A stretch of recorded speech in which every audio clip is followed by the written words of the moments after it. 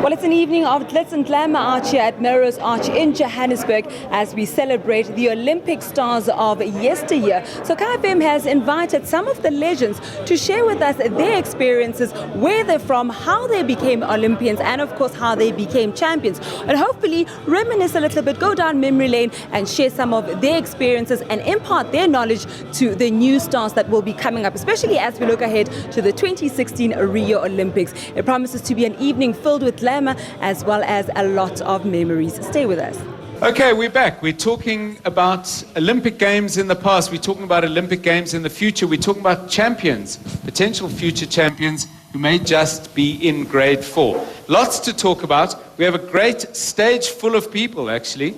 It's pretty packed. Not quite an Olympic podium where there are only 3, but we have 5 or 6 guests here, plus myself and Musibudi Whitehead. We're doing this because the South African team is heading for the Olympic Games. They go with all our hopes, but they also sometimes go, don't you think, with some of our very unreasonable hopes. And they often come back with our entirely unrealistic disgruntlement. Why didn't you do this? Well, they might turn around to us and say, why didn't you do that? In other words, what did we as a society do to provide the necessary support? And that necessary support isn't just money for Olympic teams. It's what do you do in the school where you have children, or perhaps where you're a teacher or you're a member of an SGB. There's a part for everybody to play in producing champions and creating those extraordinary moments when Llewellyn Herbert stands on the podium at the Sydney Olympics, and when Hezekiel Sepeng at his first games breaks into that final bend and picks up a silver medal, where Khotso Mokoena comes back with a silver medal from the long jump, and perhaps most memorably, certainly in my mind, Josiah Tugwane wins the marathon, and most memorable because the marathon takes a long time. And we watched every step of that. I'll tell you my own story about that if there's time. Khotso Mokoena, let's welcome you. You've been sitting in the audience, but we're delighted to have you. I'm fascinated to know, you started life as a high jumper, and you became a long jumper, and you did some other jumping in the middle, and presumably people got you to do all sorts of things. Do you think at a certain age an athlete is an athlete, and that young people should try everything? Or do you think you need to specialize and do it soon? I think there is a certain age where an athlete is actually an athlete, and that's at the young age. A lot of kids are doing it for fun, and that is where actually the real raw talent is, and that's where they should be captured and nurtured. And if they miss that sort of time frame, they then later on resort to other things, which are drugs and whatnot. So those are the things that should be implemented at schools, which is not happening now anymore. I started as a high jump, yes, at a very young age in primary school. I always share a story saying that when I was playing in my home in Heidelberg, Ratanda, I always jumped the fence to dodge the guys. We were playing, you know. I mean, at that time I'm very young, and people would say, "But hey, you, Luena, how can you jump that high?" And that already, you know, it sparked something in the mind, and that's when I actually started to like to jump, and that's the time frame where I was captured. We've asked everyone, the other Olympic greats on the stage with us, this question, and I want to ask it of you. In your Olympic success, your event is very particular because in addition to exploding into action yourself, you have to wait. And they wait before a race, but when the race is over, the race is over. You run, you jump, and then you've got to wait. And the power of concentration that must require, I would think, is extraordinary. What do you do between jumps to just make sure that you tell me? Yeah, actually, it's very painful as a long jump or triple jump or high jumper to actually wait in between, because your first jump might be the best jump, and then there's 12 other guys who are still jumping after you, and you don't know what they're going to do. So each and every single jumper is an effect, as an effect to you. So the routine is to play everything in your mind and not look at what other jumpers are doing, and you have to keep I call it the Red Bulls. You have to do something active while you're waiting, because once if you settle and you chill, then your body goes into sleeping mode, and then it becomes difficult to take your next turn. Claire Nicholson, I want to come back to you on something you said, Dr. Claire Nicholson, about your Move It program. And there was something there that inspired me and something that troubled me. What inspired me was the idea of finding athletes all over the place. The thing that slightly troubled me was picking out people at a very early age, which by implication says these 10 can run, but those 170 can't. And I'm just wondering about the predictive value, A, of doing that at such an early age, but B, the potential loss of other talent, because people bloom very, very late. How do we make sure we pick them up all the way through? Because every sport can tell you, I'll use cricket as an example. Jimmy Cook was never in the SA schools team, but he was a terrific cricketer.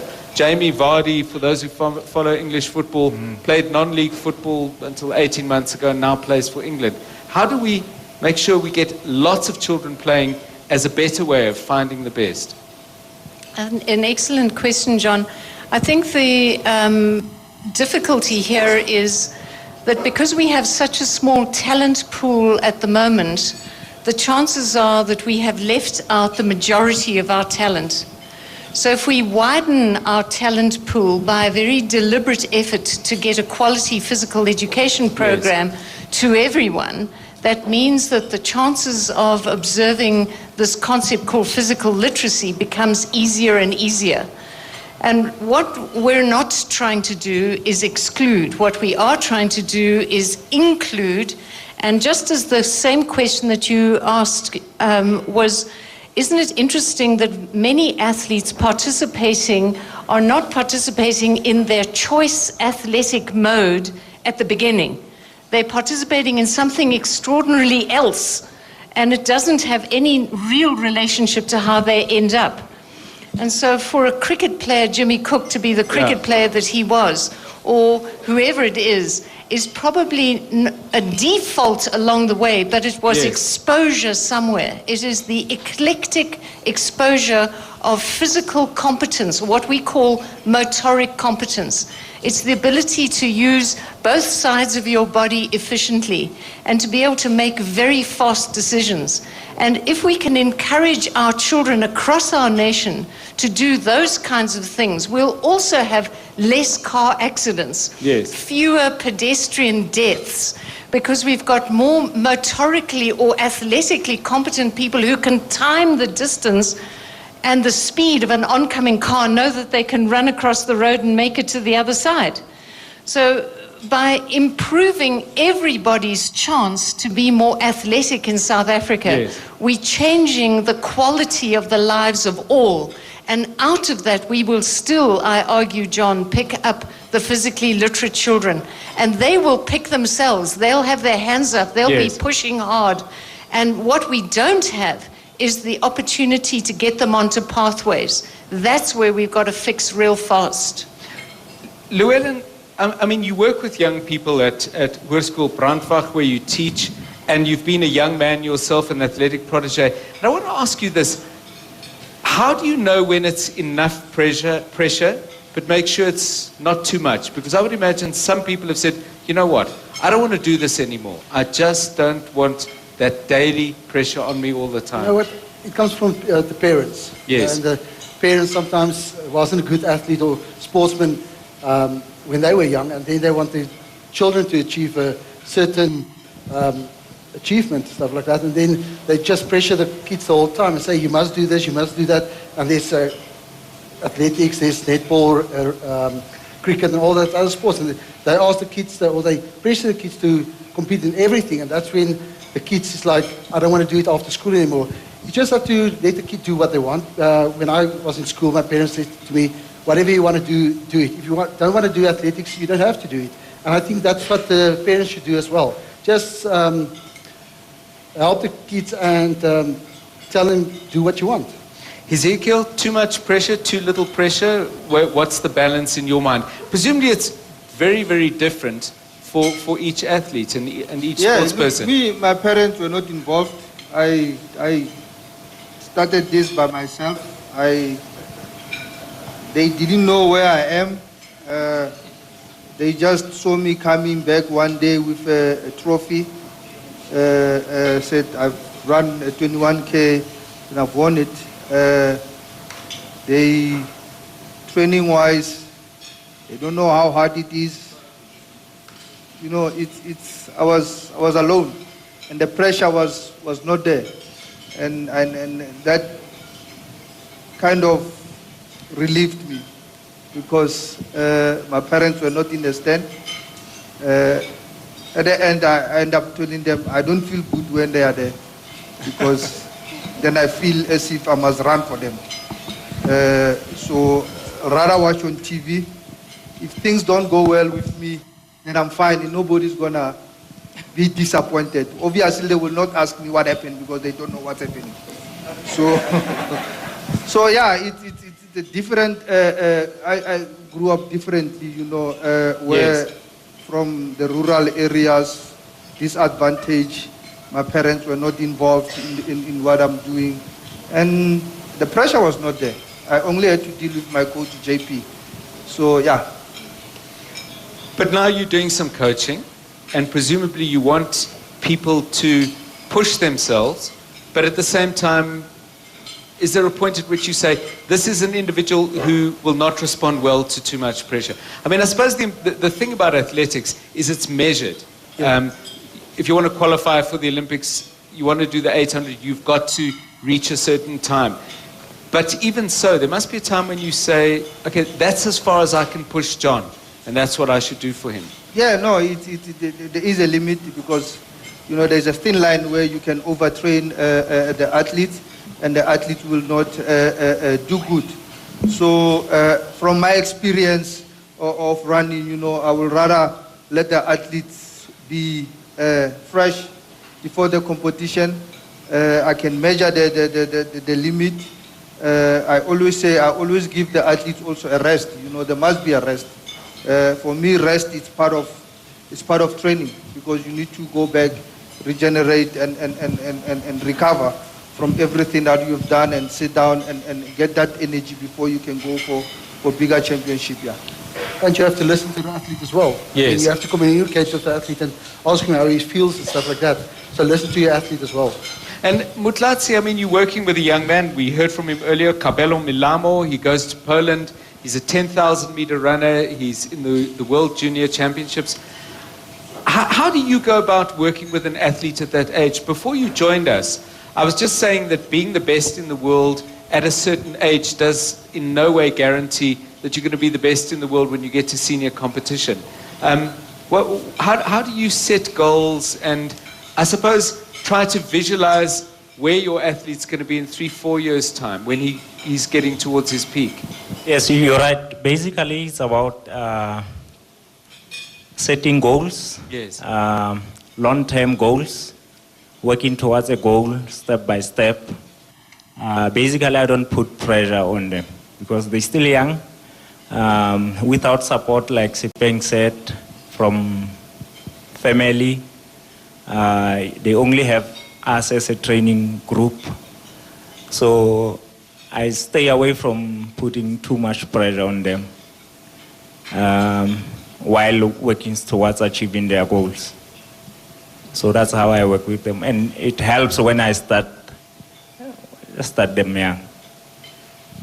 Hezekiel, because you're in a position of authority in Athletics South Africa, to what extent do we tap into Fiona's question about the knowledge generated by our continental brothers and sisters? And secondly, is there anything the Kenyans have done that we're applying? Yeah, look, role models are very important when it comes to sports. I think when you talk about Kenya or Ethiopia, most successful people or athletes, business, they come from athletics. Yes. So the young ones now, they grow up looking up to them like, I want to be like Gabriel Selassie. I want to be like Hezekiel. So they'll start doing that sports. Yes. In South Africa, it's a different story. You know, it's more soccer, more rugby. Young ones, they look at the rugby players or soccer players or cricket, then they want to be. So if athletics can be like that, then I think we've got more chances of becoming also one of the great nations when it comes to athletics. Although we are leading in Africa when it comes to Africa champs. We just won now, back-to-back African champs at the medal table, but when it comes to international standard, Yes. we're still lacking.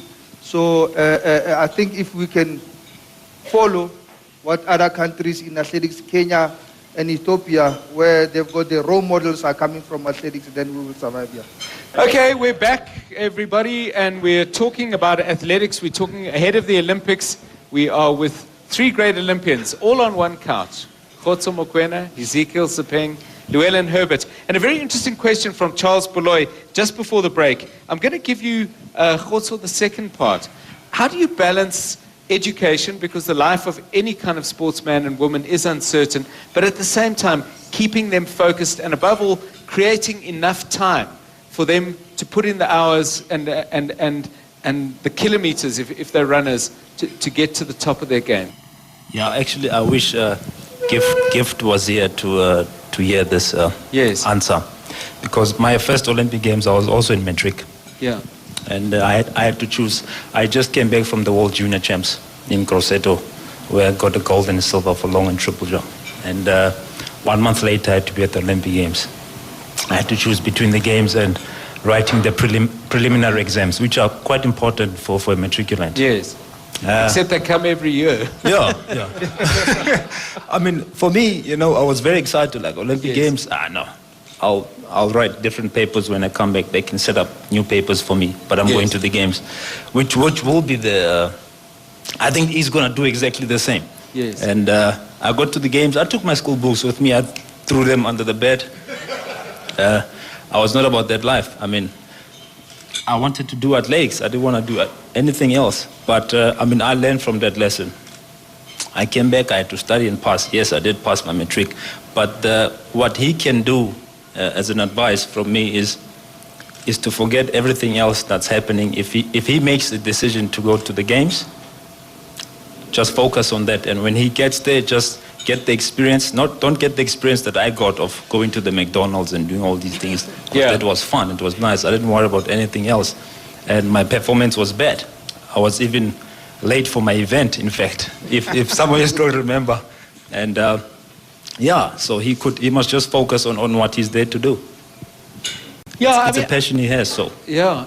It shouldn't be beyond us as a country to be able to, at the South African consulate, in the place where the Olympic Games are being held, to arrange for someone to write an exam or two. I mean, this is the kind of thing that maybe we need to start thinking about. Why should you, if you are exceptional and gifted, have to make as complicated a choice as that? I mean, I'm just thinking aloud. Llewellyn, the earlier question, Charles, I hope I've understood it. Stick your hand up if I haven't. But getting athletes together to train in groups, camps for, even if you're not doing exactly the same distances, would that have helped you, or are you more of a loner who like to do your own thing? I think I'm more than a loner, doing my own thing. I mean, after school, athletics is a lonely sport. It's not like Yes. rugby. You've got 15 guys training with you. And I remember after school, I was December. It's all you alone on the track and Yes. running around the track, doing 200 meters, throwing up all by yourself and stuff like that. Yes. But training camps I think it's necessary to bring all the athletes together, and sometimes some of the athletes do train together. And say, for instance, maybe Ezekiel needs to do 200 meters that day, and on my program it's the same, so we can do it together. Did you like working on your own or being in a group? Yeah, it will depend which time of the season I am. When I'm doing my best, do a lot of mileage. It's not nice to run 10 kilometers alone. Yeah? So it's best to do it in a group. If you do it in a group, you motivate each other, to achieve your goals. And I think to answer the question is we need more. Especially when it comes to marathon, when it comes to 10,000, 5,000, we need the groups that can train together. Alone, I don't think, because you also need the quality in training. If you are alone, you will not be able to reach your target. But if you are with somebody, as we were saying with my brother, Yes. assisting Caster with pacing. Caster alone probably will not reach the target. So if you do it with somebody, and that is what the Kenyans are doing, out of 20 athletes, you will get probably 1 or 2 athletes that are world-class standard. And these other ones will assist, putting the pace high on training so that then athletes can get used to it. Then when they get to a race, then it's easy. As a South Africa, we should have, at this moment, you know, when you look at 1996, we should have been one of the best. If you look at Great Britain in 1996, actually we were better than them. Yes. And now they way there better than us. So we need to come to with programs that can probably suit what we have at the moment in South Africa. And as you were saying, kids are not working anymore. They're driving to school and get a program that can work based on the situation that we have here. Let's welcome Musibudi Whitehead back into the conversation. You know him well, KFM sports presenter, hosts the Home Straight. Musibudi, join in. I think an interesting part, we've got 1996, 2000 and 2008, and these three gentlemen on stage have all lived through the Madiba magic. I want to find out your experience of when you won that medal, because we would often watch on TV you being welcomed by the then president. Khotso, you've got a picture with you holding your medal and you're sitting next to him. Maybe we'll start with the senior statesman here. Let's start with 1996 and then go to 2000 and 2008. Your experience of meeting Utatu Madiba, especially after winning an Olympic medal. Yeah, for me it was great. You know what surprised me about Madiba was he came to me after my race and he told me exactly what I've done wrong. And What did he say? He told me, why do you box yourself? You should have gone outside because you could have won. And I was surprised that he has watched the race. You know, I always thought politicians, you know, they will forget what you've done. But, you know, you could go each and every step by step, what I've done in a race, sit at the back, being in the inside, the 100 meters comes out, and got that the silver medal, and surprisingly he did exactly the same, because we were sitting, it was Penny Haynes, myself, Josiah, and Marianne Green, and you could tell each and every one of us what happened in the competition. So that was really, really, you know, eye-opener. And then what he said to me is, I must go out there and inspire the youth. You know, obviously that will be via athletics. And that's what I'm doing now. You know, I'm living that the wishes that he's put it for me. My motto always is I'm inspiring the youth of South Africa via athletics. Yeah. Llewellyn? Unfortunately, I didn't meet him. I think the time that the athletes met him, I was still in Europe competing. So, no story about that. No story. No story. No story, just the team photo. Khotso, you've got that famous picture with Utatu Madiba after 2008 when you were the only medalist for Team South Africa at the Beijing Olympics. He was a bit older then, a lot older. So what was your experience like? My experience was actually, I was amazed. I mean, I always wanted to meet Madiba, and I always asked Sepeng, how was the feeling when he met Madiba? And then my turn came, and it was an amazing feeling. I mean, we didn't speak much at that time. He was much older, and but the presence of being next to a man who actually paved the future for us to be actually at the Olympic Games and perform was very special. Khotso, I want to ask you a particular question. You know, in South Africa, as we've looked to get more black people involved in different sports, there have been perceptions and prejudices about what black athletes can do. In cricket, it took a long time for a black African to be chosen as a batsman, and Themba Bavuma, I think, illustrated that was way too long. Our rugby team for many years looked like a seagull, mainly white with a little bit of black on the wings, and that's changing slowly. How important it's been for you, has it been, do you think, for South African athletics, for you to have succeeded so well in what was seen as a technical event? I think for me, I think it was more of, I just came from, when I was in high school, my first coach, Llewellyn Herbert, was actually a white teacher at school. Yeah. It's all about, it's not about whether we have enough black people doing things. It's whether do they want to do the thing or not, and is a support structure there. That's all that's important. It's a perception, really. For me, I took it as something that I like doing, and I wanted to be part of it. And whether my support structure was black or white, I just took it as a blessing. On that point and of support structure and the importance of having a good support structure, specifically on a technical event, because as you mentioned, Hezekiel was walking 5 kilometers to school running, is not as technical as your event. Even now, the triple jump is extremely technical. What is the importance of a coach? And specifically here, you have spent some time without a coach.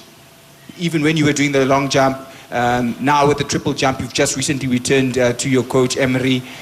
How do you perform at a high level in a technical event like the triple jump, like the 400-meter hurdles, when you haven't got a coach?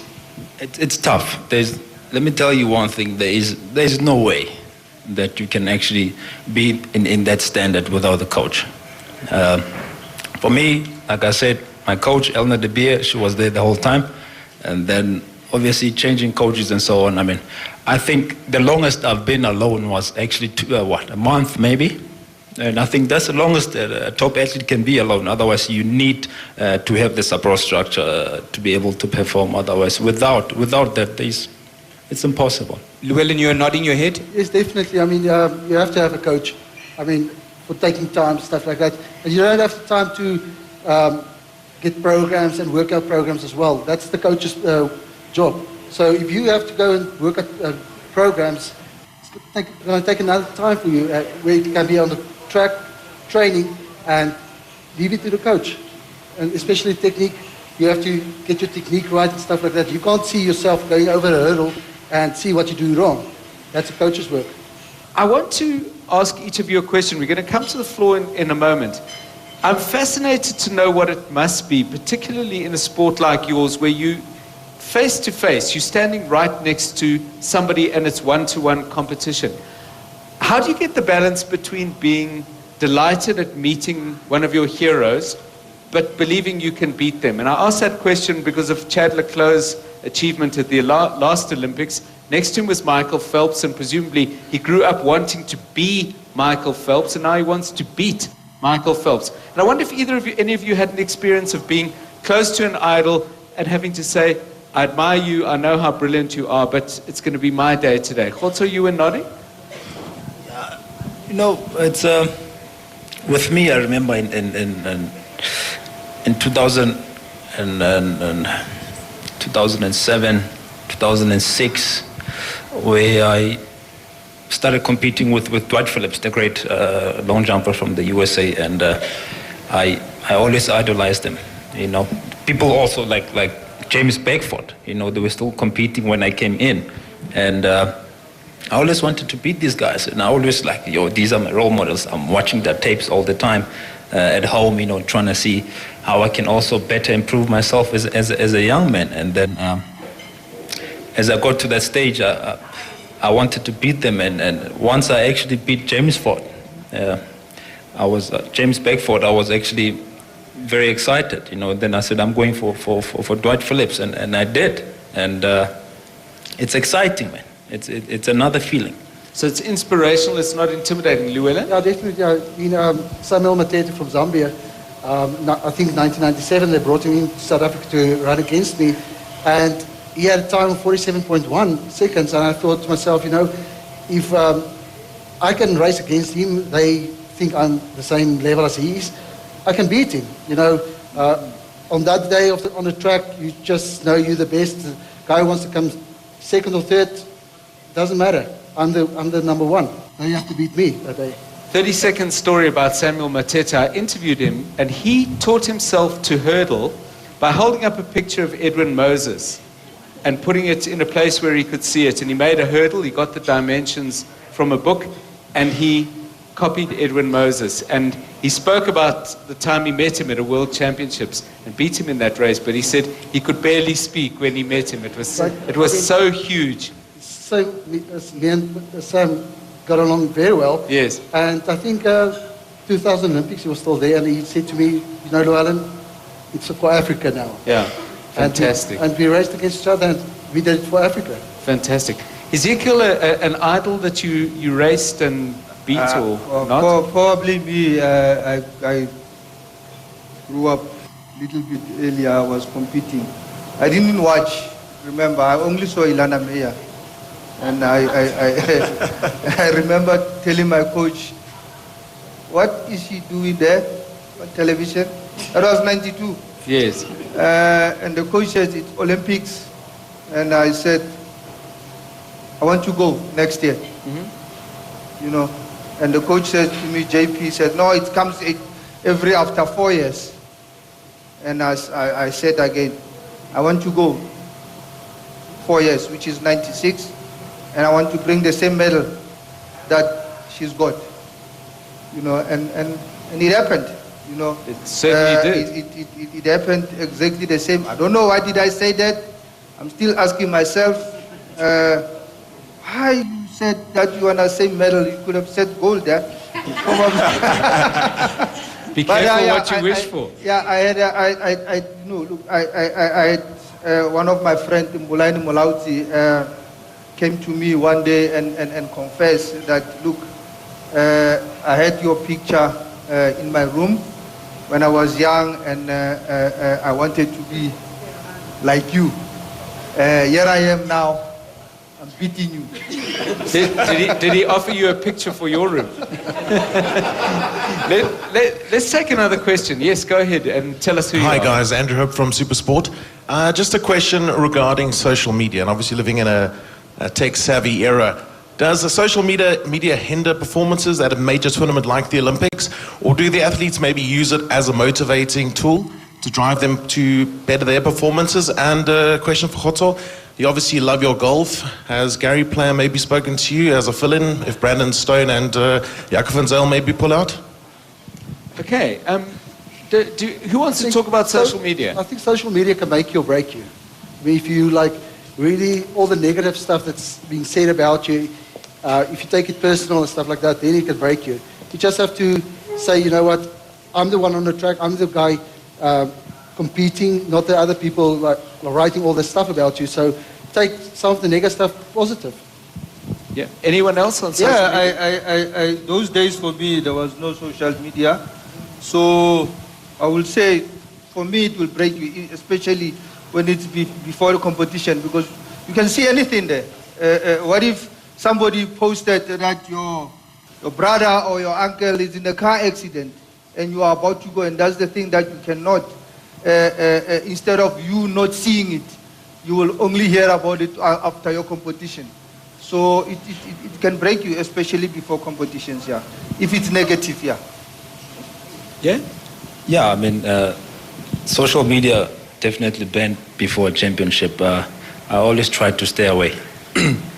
And the golf story, I mean, you know, it would have been fantastic for South Africa to have. I think it's the first time golf is going to be in the Olympic Games. It would have done South Africa great. And I think it's an opportunity that the chance should just take it. Who wants to talk about lessons possibly learned from swimming? Certainly we can't say they may be awash with water, but they're not awash with money. And swimming has done remarkably well, I think, despite any really massive backing from sponsorships. So any thoughts about whether... I know a lot of swimmers go to the United States. Yeah, is that a big factor? I think that's a big factor. But the culture now is growing. When you look at a chart with this training group in Devon, they're also under one coach who is done very well. So I think the factor for that is they started with Penny Haynes, Marianne Kriel, Roland Skuman. All of them are in US.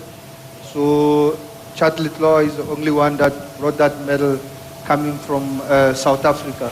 But I think, yeah, the program that they followed going to US, it worked, yeah. And of course, swimming is probably the safest in terms of mosquitoes, I would have thought, except at the start. But you want a fast start anyway, so that's what you're looking for. Anyone else from the floor? Otherwise, Musibudi, Whiteheads, come back to join us on the platform. Musibudi, did you want to come in? Yeah, as we wrap things up here, because we're almost out of time on this special broadcast of today with John Perlman, we've got a question there, and we'll take that question from the lady at the back. Maybe something to think about, guys. Where to from now in the next 4, 8, 12, 16, 20 years? How do you see South Africa performing at future Olympic Games? We heard that the lady from Kenya is talking about lessons from East Africa, while South Africa actually won an Olympic marathon medal before Kenya ever did, which was Sammy Wanjiru in 2008. We had Josiah in 1996. So how do we make sure we learn from people like you so that in 20 years' time we're not still talking about Hezekiel Sepeng, let him go, and we're talking about Kabelo Milamu and Motlatsi and so forth? I think get more athletes into the program and ask them what they think they could help the other athletes in the future. Like Ezekiel's busy with ASA athlete correspondent there. I think that's a great idea for Athletics South Africa to get an athlete to help them with the athletics in the future. Yeah, for me, I always say, development.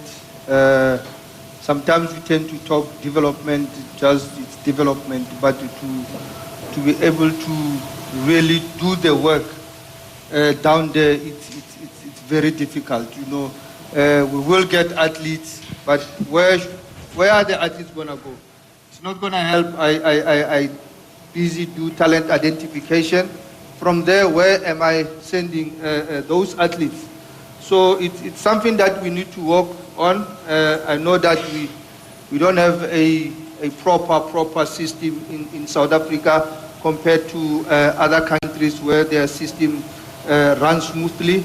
Our school system, it's very good, produces a lot of athletes, but now again, the problem is what next? When an athlete finished matric, go to the university, there's no system there. So that's why athletes now tend to, I'll rather focus on studying, academic, and because athletics, I'm going nowhere. So those are the things that we need to work. It is not only ASA's problem, it is all of us, the provinces. When we look at techies now, what they're doing, if we can get more set up like techies in South Africa, and let's think, what can we do as a South Africa? Yeah. Khotso? Yeah, I definitely agree with Sepeng, and it's all just development from the young stage. You can't want to focus on athletes that are already on their way out, and you want to develop that, but you actually have to go all the way to the grassroots and develop that.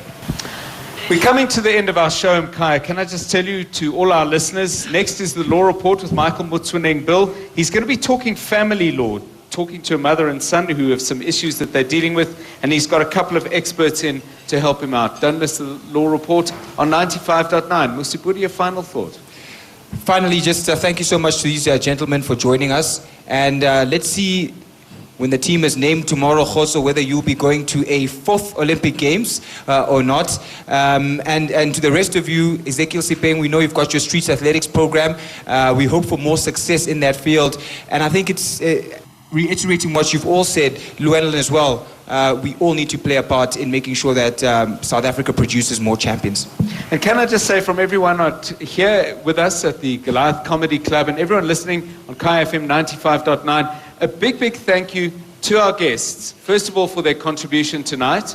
And secondly, for those extraordinary memories, which I don't know if you guys have ever forgotten them, but I can assure you none of us have. Thank you very much and good night. Well, it has been an absolutely fantastic evening out here at Melrose Arch in Johannesburg. A lot of fun has been had. We had a comedian on the stage just after everything happened, one of the Goliaths entertaining us. We've also seen Hezekiel Sepeng, who is one of the athletes from yesteryear, one of the medalists from yesteryear, giving some of his knowledge to some of the newer athletes, the likes of Khotso Mokoena. Well, he has been a medalist before, but of course, he might be going to the Rio Olympics, and we're hoping that he takes some knowledge and he takes some experiences from some of the legends, if you want to call them that. And from us at Kai FM, we wish all the athletes that will be taking part at the Rio 2016 Olympics loads and loads of luck. Here is to 20 more years of excellence.